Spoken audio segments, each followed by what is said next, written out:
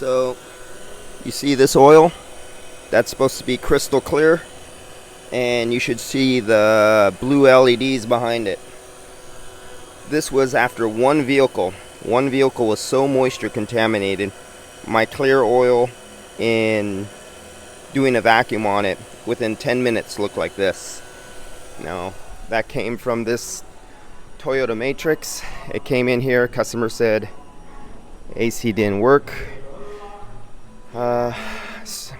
Hooked up the gauges, noticed the low side was like 19 psi and the high side was 70 psi.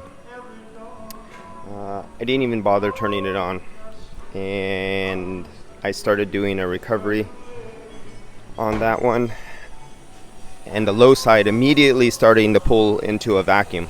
There's only a small amount of vapor, and then as if this was still hooked up on that matrix, so I shut off the low side and I went to recover the high side. I opened up the high side and a pure solid column of liquid went right into the recovery machine, because all the liquid was packed up on the recovery. That's diagnosis without even identifying the problem.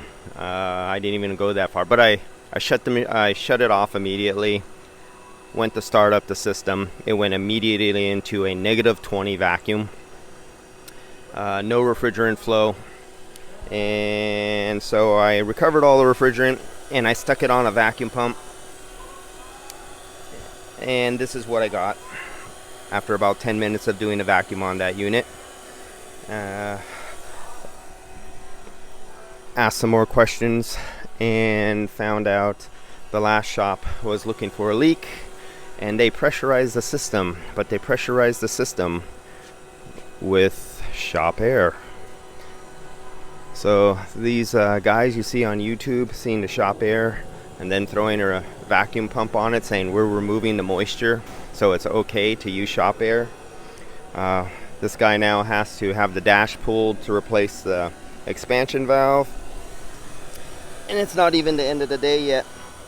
Usually I change this after the end of every day, but usually I never get this. It's only 10 or 11 a.m. right now, and I'm going to do an oil change to finish out the rest of my job.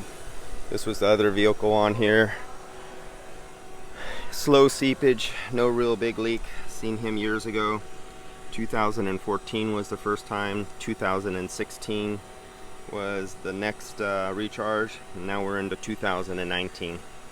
Slow seepage through all the hoses and seals. No one point leak point. And that's it for this video. This is just a reminder, when you have one of those idiots, Homer Simpson or Beavis and Butthead, use the shop air to look for leaks in your air conditioning system. This is what happens a year or two later.